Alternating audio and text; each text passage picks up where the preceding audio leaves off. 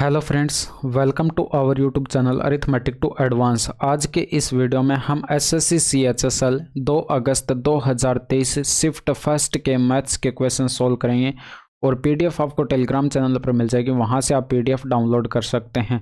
और ये आज आपका प्रैक्टिस सेट फर्स्ट है। तो चलिए फटाफट से क्वेश्चन नंबर फर्स्ट से शुरू करते हैं बिना देरी किए हुए। अब यहाँ पर क्वेश्चन नंबर फर्स्ट में आपसे पूछ रखा है 6% वार्षिक साधारण ब्याज पर किसी धनराशि का कितने समय के लिए निवेश किया जाए ताकि उसके मूल्य में 40% की वृद्धि हो जाए। तो वो राशि आप मान लीजिए 100 है। प्रिंसिपल हमने 100 मान लिया। रेट ऑफ इंटरेस्ट 6 दे रखी है। टाइम आपसे पूछा गया टी, यानी कि डिवाइड करते हैं 100 से। तो मैंने यहाँ पर जो है PRT डिवाइडेड बाय 100 वाला फॉर्मूला यूज़ किया है। प्रिंसिपल मैंने 100 मान लिया। अब यहाँ पर देखें मूल्य में 40% की वृद्धि हो रही है। जब आप 100 का 40% कैलकुलेट करेंगे तो 40 होगा, यानी कि 40 का ब्याज मिला होगा, ये बराबर हो जाएगा 40 के। तो ये 100 से 100 कैंसिल, 6 इधर भाग में चला आएगा, यानी कि 6 संग 36, 4/6 यानी कि 2/3 वर्ष जो है वो आपके पास करेक्ट आंसर आ जाएगा। नेक्स्ट देखें, 12 सेंटीमीटर और 13 सेंटीमीटर त्रिज्या वाले दो वृत्त सकेंद्रित हैं। बड़े वृत्त की जीवा की लंबाई ज्ञात कीजिए जो छोटे वृत्त को स्पर्श करता है। अब यहाँ पर देखिए दो सकेंद्रित वृत्त हम बना लेते हैं। एक सर्किल ये हो गया और एक सर्किल आपको ये दे रखा है। ये दोनों सकेंद्रित वृत्त आपको दे रखे हैं। अब यहाँ पर बड़े वाले सर्किल की अगर आप जीवा खींचे तो वो छोटे वाले वृत्त को स्पर्श करते हुए जाती है। अगर आप यहाँ पर इस केंद्र से इस वाले बिंदु को मिलाएं तो ये बड़े वाले वृत्त की त्रिज्या हो जाएगी। इसके अलावा यहाँ पर इस केंद्र से इस जीवा पर एक परपेंडिकुलर खींचे तो ये बराबर बराबर दो भागों में बांट देगा इस जीवा को, और ये यहाँ पर 90 डिग्री पर इसको काटेगा। ठीक है, तो यानी कि यहाँ पर समकोण बनता है और यहाँ पर ये बराबर बराबर भागों में इसको काट देगा। बड़ी त्रिज्या आपको दे रखी 13 सेंटीमीटर और छोटी त्रिज्या आपको दे रखी 12 सेंटीमीटर। तो ट्रिपलेट से कितनी हो जाएगी? 5 हो जाएगी। तो ये भी 5, यानी कि पूरी जीवा की लंबाई कितनी हो जाएगी? 5 + 5 यानी कि 10 सेंटीमीटर आपके पास करेक्ट आंसर होगा। नेक्स्ट देखिए, अब यहाँ पर देखिए क्रम से गेहूं और चावल की बिक्री के बीच का अनुपात और चीनी और प्याज की बिक्री के बीच का अनुपात ज्ञात कीजिए। तो गेहूं का अगर देखते हैं और चावल का देखते हैं तो यहाँ पर ये वेट लिखा हुआ है और यहाँ पर जो है ये 10 यूनिट है। अगर आप राइस का देखते हैं, चावल का देखते हैं तो ये 20 के बराबर है, यानी कि यहाँ पर इन दोनों का रेशियो अगर लेंगे तो 10:20 यानी कि 1:2 जो है वो आपके पास इनका रेशियो आ जाएगा। और ऑप्शन में आप देखते तो पहले इन्हीं का अनुपात पूछा गया था और 1:2 पहले आपको ये दे रखा है, तो यहाँ पर ऑप्शन नंबर 3 जो है करेक्ट आंसर टिक कर देते हैं।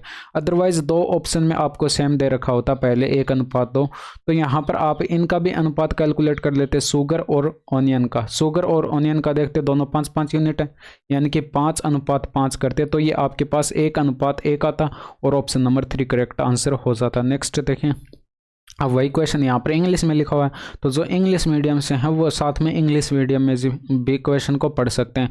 अब एक स्लाइड में जो है इस तरह के क्वेश्चन को जो है कवर कर पाना इम्पॉसिबल है, तो मैंने इसको 2 स्लाइड में रखा है। तो जो इंग्लिश मीडियम से हैं वो यहाँ पर वीडियो को पॉज करके पढ़ सकते हैं और पीछे जाकर सॉल्यूशन देख सकते हैं।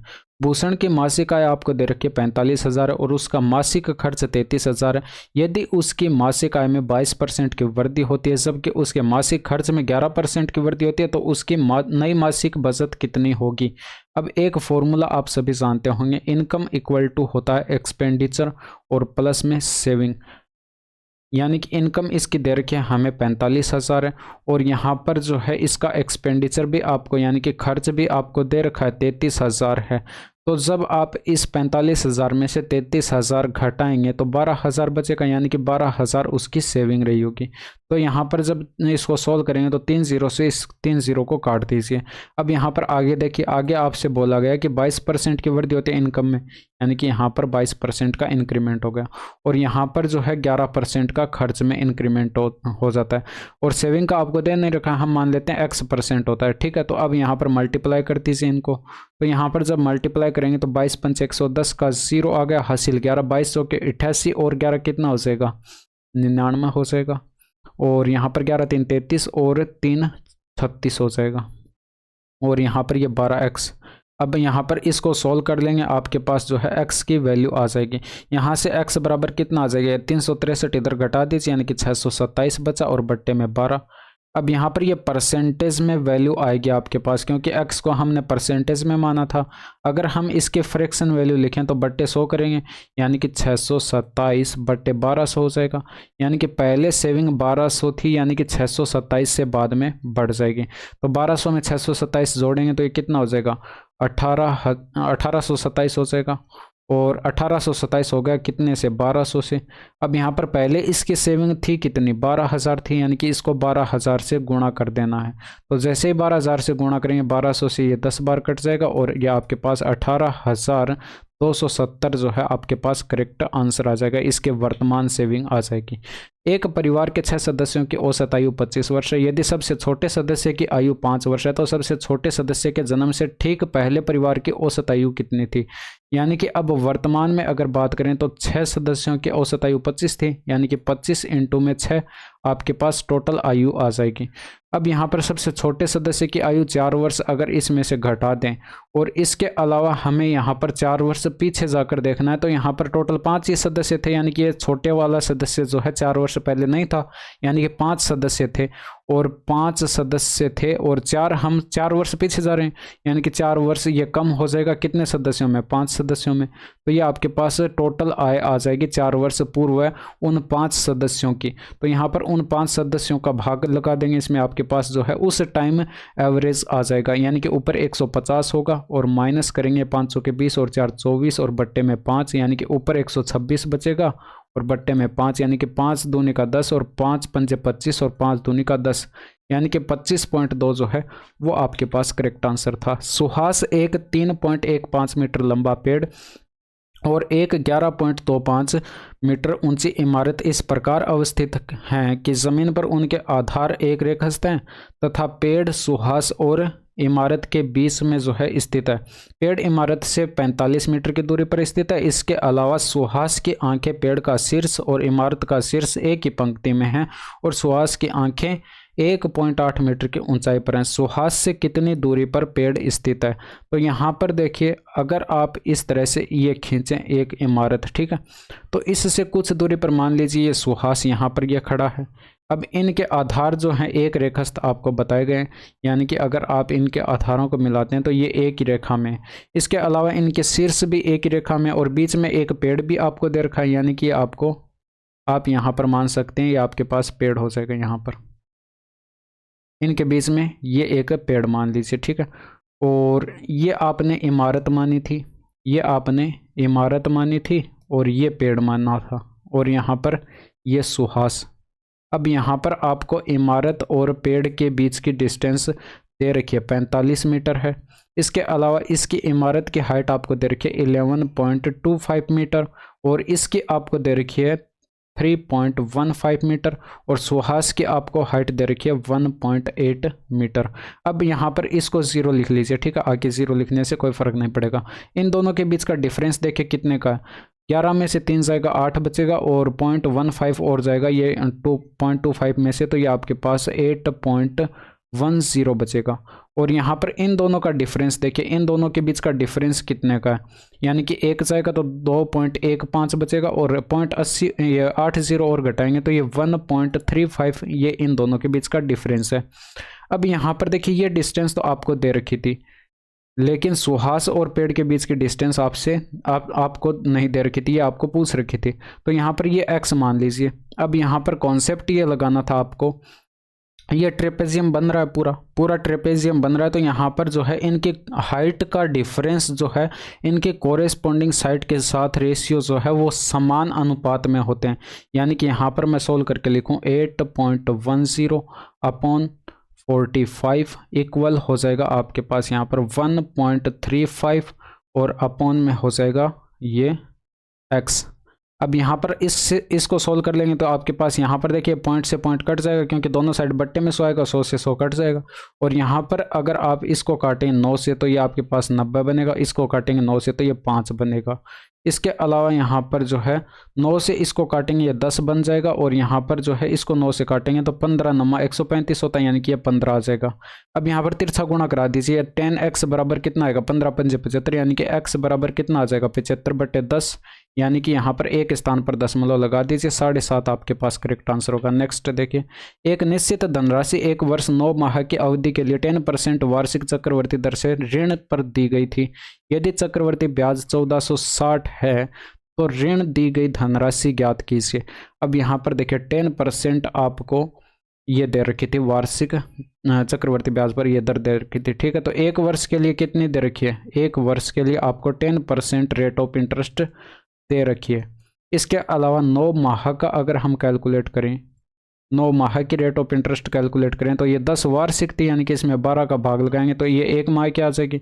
हमें 9 माह की कैलकुलेट करनी थी, 9 गुणा करा दीजिए। अब यहाँ पर 3 से काटेंगे 3 बार, और 3 से काटेंगे 4 बार, 4 कटेगा 2 से 2 बार, और ये 5 बार कट जाएगा 2 से, 5 तिरका 15/2 आ जाएगा। ये परसेंटेज में रेट ऑफ इंटरेस्ट आपके पास आ चुके हैं। अब फ्रैक्शन वैल्यू इनकी लिखें तो 10% का मतलब 1/10, यानी कि 10 प्रिंसिपल पहले था, 1 का ब्याज मिल जाएगा। इसको अगर हम फ्रैक्शन वैल्यू में कन्वर्ट करें तो 100 से भाग करेंगे और 5 से काटेंगे तो 5 तिरका 15 और 5 चौके 20, यानी कि आपके पास 40/3 हो जाएगी, यानी कि 40/3 का ब्याज मिलेगा। अब यहाँ पर ये प्रिंसिपल लिख लीजिए और ये आपके पास अमाउंट हो जाएगा। प्रिंसिपल पहले यहाँ पर यानी कि मूलधन 10 था तो ये 1 का ब्याज मिला, यानी कि 11 अमाउंट हो जाएगा। ये 40 था और यहाँ पर 3 का ब्याज मिला, यानी कि 43 हो जाएगा। मल्टीप्लाई कर दीजिए, 400 हो गया, और यहाँ पर मल्टीप्लाई करेंगे तो 11 3 33 और 11 4 44 और 3 47, यानी कि कितने का ब्याज मिला, 73 का ब्याज मिला। और यहाँ पर क्वेश्चन में बोल कितने का रखा है, यानी कि यहाँ पर क्वेश्चन में आपको बता रखा है कि इतने का ब्याज मिला, यानी कि 73 यूनिट की वैल्यू हमें दे रखी है 1460। कितना गुना दे रखी है, 20 गुना दे रखी है इसका। तो यहाँ पर 400 का मतलब क्या हो जाएगा, यानी कि 400 भी जस्ट इसका 20 गुना हो जाएगा, यानी कि इसका 20 गुना करेंगे तो ये 400 का 20 गुना करना है, यानी कि यहाँ पर 400 का अगर 20 गुना करेंगे तो ये आपके पास 8000 जो है वो करेक्ट आंसर आ जाएगा। नेक्स्ट देखिए, अब इसमें देखिए यहाँ पर अगर आप इसको ए मान लें, इसको ए मान लें और इसको बी मान लें तो यहाँ पर जो है ये आपको दे रखा है और यहाँ पर इसकी वैल्यू पूछ रखी है, यानी कि यहाँ पर ए माइनस का बी आपसे पूछ रखा है। तो a माइनस बी कैसे कैलकुलेट करते हैं, आप करते हैं अंडर रूट के अंदर a प्लस बी का स्क्वायर, यानी कि 15 का स्क्वायर कर दीजिए, और इसमें से माइनस करते हैं 4ab, यानी कि a यहाँ पर 5x है, इनटू में b यहाँ पर 3y है। बस इसको सॉल्व कर दीजिए। यहाँ पर अंडर रूट के अंदर आएगा बराबर में 15 का स्क्वायर कितना होता है 225, और माइनस यहाँ पर 500 के 20, यहाँ पर देखिए x इंटू में y आएगा। तो यहाँ पर अगर इसको सॉल्व करेंगे तो 2 से काटेंगे 3 हो जाएगा, यानी कि 3 बार कटेगा तो x y बराबर कितना आएगा 3 आएगा। तो यहाँ पर x इंटू में y की वैल्यू हम 3 रखेंगे, और ये 500 के 20 यहाँ 60, और 60 इंटू में 3 करेंगे 180 हो जाएगा। अब 180 इसमें से घटाना है तो ये कितना बचेगा, अंडर रूट के अंदर 45 बचेगा।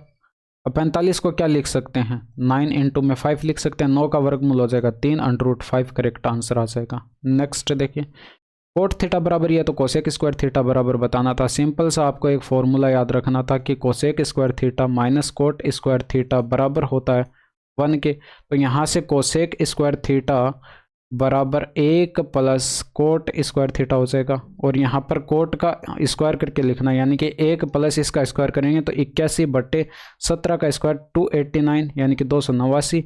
अब यहाँ पर ये मिश्र भिन्न में अगर आप इसको लिखेंगे तो 1 सही 81/289 है, ये आपके पास करेक्ट आंसर हो जाएगा। नेक्स्ट देखें, एक त्रिभुज की 3 भुजाएं ये हैं तो निम्नलिखित में से कौन सा सत्य है।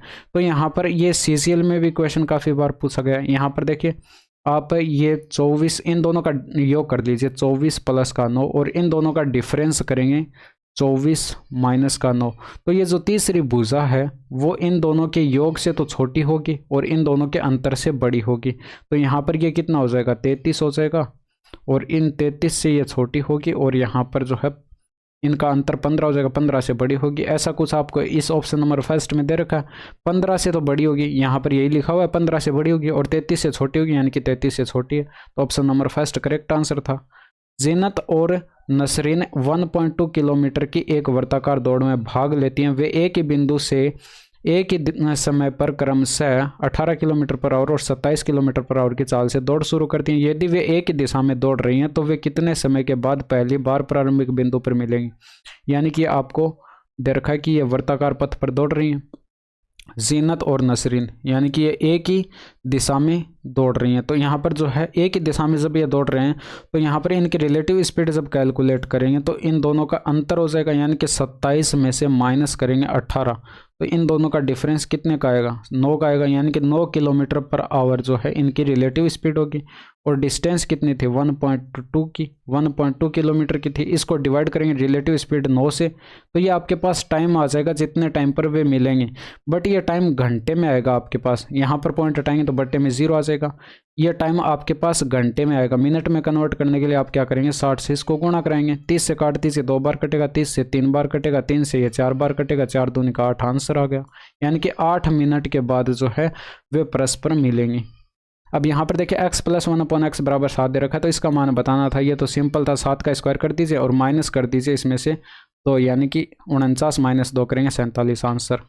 इसमें देखिए एक दुकानदार अपने माल को क्रय मूल्य से 80% अधिक मूल्य पर अंकित करता है और अंकित मूल्य पर 48% की छूट देता है। उसका हानि प्रतिशत ज्ञात कीजिए। यानी कि कॉस्ट प्राइस अगर हम यहाँ पर 100 मान ले तो मार्क प्राइस कितना हो जाएगा, 80% अधिक यानी कि 180 हो जाएगा। और सेलिंग प्राइस की अगर बात करें तो यहाँ पर भी 48% की छूट दी जा रही है, यानी कि बचा कितना, 52%। तो यानी कि 180 मार्क प्राइस था, इसका 52% जो है ये सेलिंग प्राइस हो जाएगा। 0 से 0 काट दीजिए, 18 से गुणा करें, 18 दूनी 36, हासिल आएगी 3, 18 पंचे 90 और 3 93 और एक स्थान पर दशमलव, यानी कि 93.6 जो है आपके पास सेलिंग प्राइस होगा। 100 की वस्तु इतने में बेची जा रही है, कितने का लॉस हुआ, 6.4 का यहाँ पर लॉस हो रहा है। 6.4 का लॉस हो रहा है कितने पर, 100 पर, और गुणा कर दीजिए 100 से। अब यहाँ से पॉइंट हटाएंगे तो बट्टे में क्या आएगा, 100 आएगा। 100 से 100 ये कट जाएगा, बट्टे में 10 आएगा, ठीक है। तो 10 का भाग लगाइए 64 में, यानी कि 10 × 60, 4 बचा, 4/10 यानी कि 2/5 आपके पास ये करेक्ट आंसर आ जाएगा। परसेंटेज में ये लॉस आएगा, ठीक है, इतने का इसे लॉस हो रहा है। नेक्स्ट देखिए, अब यहाँ पर देखिए ये आपको थोड़ा सा क्लियर नज़र नहीं आ रहा होगा, थोड़ा सा वीडियो की क्वालिटी बढ़ा लीजिएगा।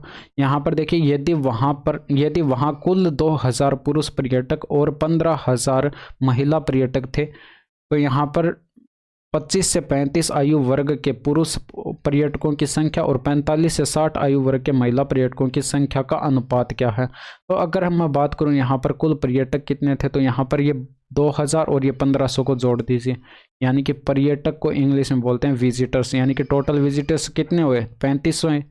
यानी कि 2000 और ये 1500 कितने हो गए, 3500। बाकी इंग्लिश वाले पढ़ना चाहते हैं तो इसको वीडियो को पॉज करके इसको पढ़ सकते हैं, ये इंग्लिश में रहा आपके सामने। अब यहाँ पर देखिए टोटल विजिटर्स आपके पास इतने हो गए। इसके अलावा यहाँ पर अगर देखते तो ये 25 से 35 आयु वर्ग, यानी कि येलो कलर वाला आपको देखना था, ये 27% लिखा हुआ, मैं आपको बोल के बता रहा हूँ, ठीक है। और यहाँ पर जो है ये 45 से 60 का देखते तो ये 45 से 60 का यहाँ पर ये ऑरेंज कलर से आपको दिखाई पड़ रहा होगा, ये वाला है 29% ये लिखा हुआ है। तो यहाँ पर मैं अब इसको सोल्व करके लिख रहा हूँ। ये आपको देखना था 25 से 35 आयु वर्ग और यहाँ पर जो है आपको देखना था 45 से 60। तो यहाँ पर अगर आप इनका कैलकुलेट करेंगे तो ये 3500 टोटल थे, 3500 तो ये टोटल थे, और यहाँ पर ये 25 से 35 यानी कि ये कितने थे, 27%, तो इसका 27% कैलकुलेट कर दीजिए।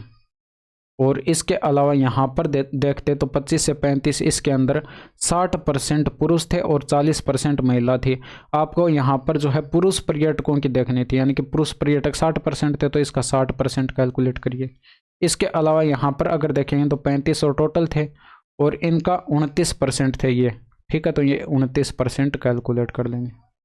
और इसके अलावा इस वर्ग में देखते तो यहाँ पर जो है 80% जो है ये थे पुरुष और 20% महिला, और यहाँ पर आपको महिला पर्यटकों की देखनी थी तो यहाँ पर इसका 20% कैलकुलेट करेंगे।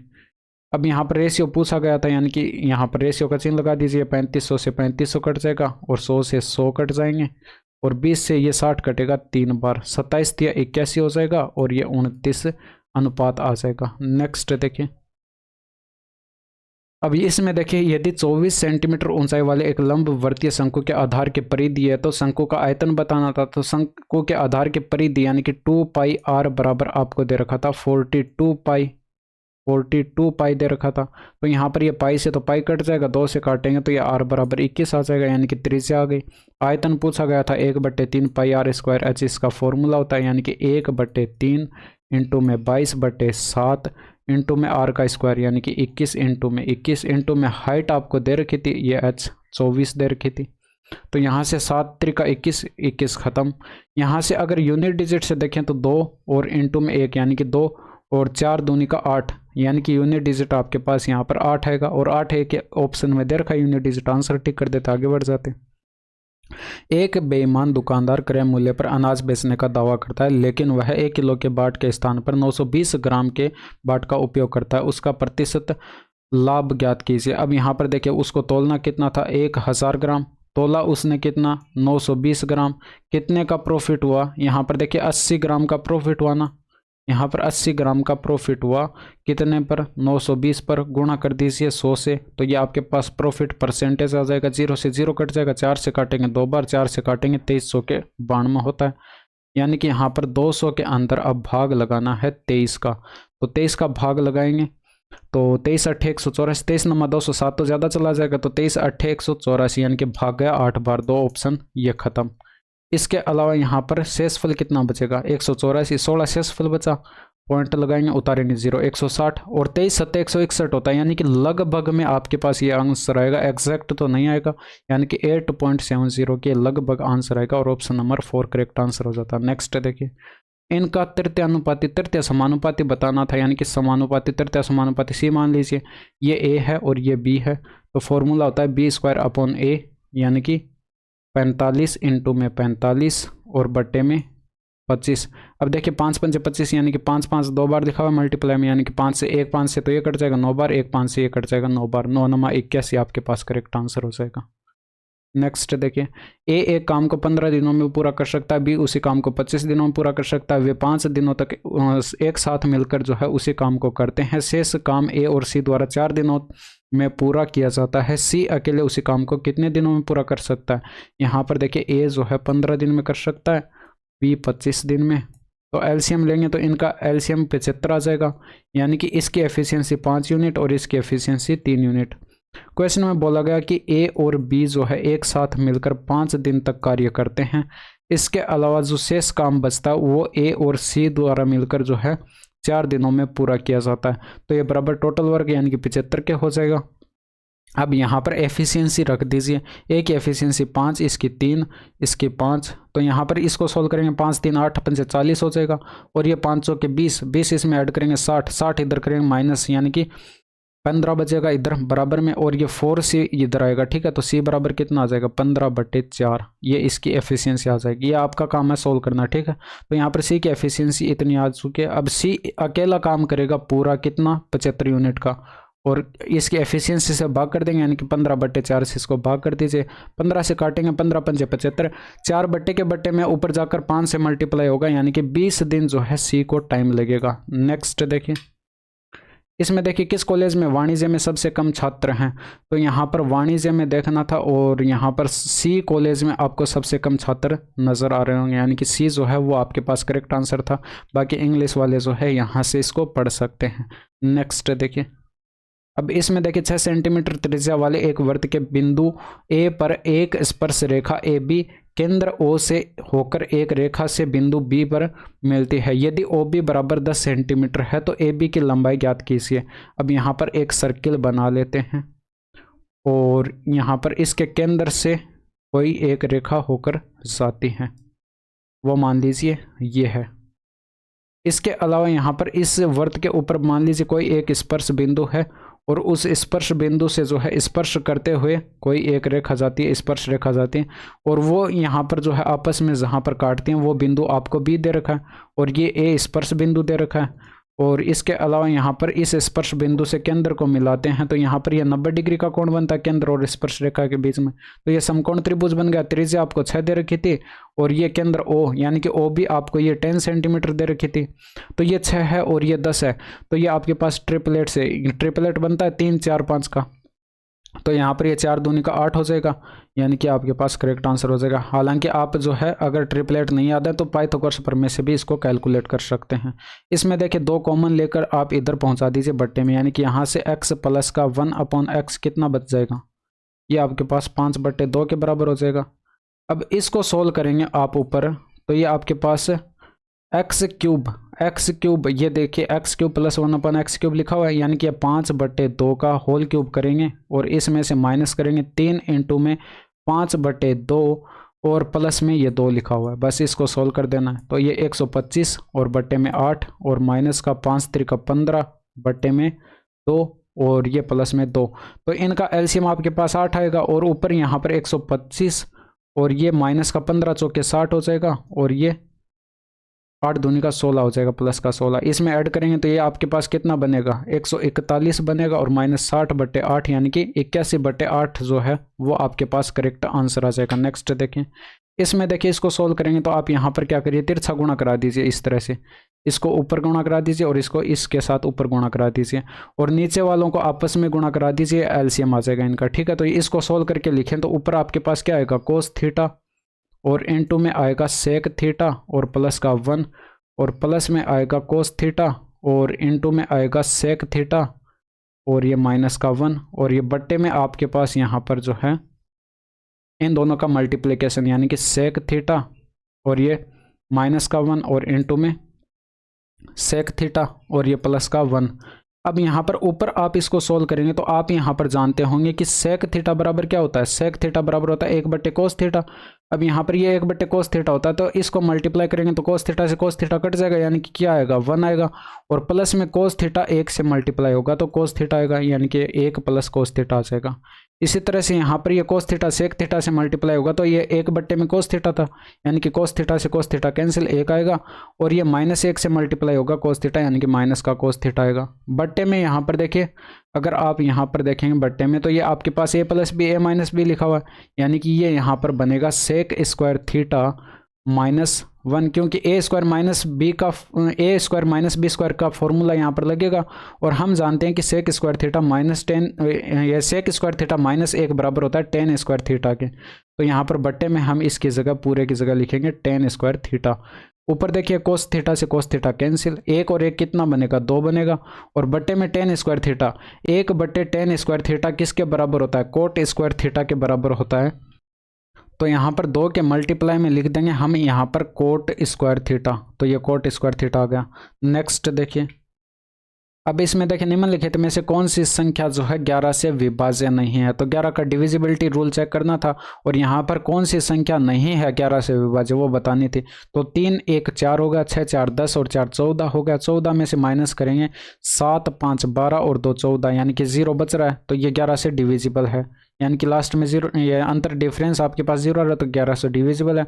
और 7 2 9 और 9 और 6 15, 15 में से माइनस करेंगे 5 5 10 और 3 13, तो यहाँ पर डिफरेंस 2 का आ रहा है तो यहाँ पर ये 11 से डिविजिबल नहीं है। आंसर टिक कर दीजिए, आगे बढ़ जाइए। नेक्स्ट देखें, एक शोरूम में विभिन्न वस्तुओं के अंकित मूल्यों को इस तरह से प्रदर्शित किया जाता है कि ग्राहकों को 10% की छूट देने के बाद शोरूम के मालिक को 20% का लाभ होता है। प्रत्येक वस्तु के अंकित मूल्य और क्रय मूल्य का अनुपात बताना है। हमें पता है कि छूट मार्क प्राइस पर दी जाती है, 10% का मतलब होता है 1/10, 10 पर 1 की छूट, यानी कि इसका 9/10 कैलकुलेट करेंगे। और प्रॉफिट हमेशा कॉस्ट प्राइस पर होता है, यानी कि कॉस्ट प्राइस सीपी मान लिया और यहाँ पर जो है 20% का मतलब होता है 1/5, यानी कि 5 पर 1 की छूट, यानी कि इसका हम 6/5 कैलकुलेट करेंगे। 5 से इसको काट दीजिए 2 बार कटेगा, 3 से इसको 3 बार काट दीजिए, 3 से इसको 2 बार काट दीजिए। अब यहाँ पर मार्क प्राइस इधर और ये कॉस्ट प्राइस इधर बटे में आ जाएगा और यहाँ पर जो है ये 2 बट्टे में इधर आकर मल्टीप्लाई में होगा, यानी कि ऊपर 4 बन गया, बट्टे में 3 आ जाएगा। तो मार्क प्राइस और कॉस्ट प्राइस का रेशियो क्या आया 4:3 आया, तो ये आपके पास करेक्ट आंसर हो जाएगा। नेक्स्ट देखिए, यदि sin a + sin² बराबर 1 है तो इसका मान बताना था। CGL में भी इस तरह के काफ़ी बार क्वेश्चन पूछे गए हैं। तो यहाँ पर जो है ये sin a और ये बराबर आ जाएगा 1 माइनस साइन स्क्वायर ए के। हम जानते हैं कि 1 माइनस साइन स्क्वायर ए बराबर होता है कोस ए के, तो साइन ए बराबर किसके आ जाएगा, कोस स्क्वायर ए के। ये आपके पास कोस स्क्वायर ए के बराबर होता है, तो ये बराबर कोस स्क्वायर ए के आएगा। तो यहाँ पर कोस स्क्वायर ए की जगह हम क्या लिख सकते हैं, साइन ए लिख सकते हैं। तो अगर इसको थोड़ा सा सोल्व करके लिखेंगे तो आपके पास ये कोस स्क्वायर ए, इसको तो ऐसे ही रहने दीजिए, और यहाँ पर जो है ये लिखा हुआ कोस की पावर 4 है, इसको क्या लिख सकते हैं, कोस स्क्वायर ए की पावर 2 लिख सकते हैं। तो ये बराबर किसके हो जाएगा, कोस स्क्वायर ए, और ये प्लस में जो है कोस स्क्वायर ए की जगह हम साइन ए लिखेंगे, लेकिन यहाँ पर ऊपर पावर 2 है तो इसका स्क्वायर हो जाएगा। हम जानते हैं कि कोस स्क्वायर ए प्लस साइन स्क्वायर ए बराबर 1 होता है, तो 1 जो है वो आपके पास करेक्ट आंसर हो जाएगा। तो ये थे आपके पूरे 25 के 25 क्वेश्चन, और यहाँ तक की वीडियो कैसी लगी कमेंट करके ज़रूर बताइएगा। That's all for today, thank you, धन्यवाद, बाय बाय, टेक केयर।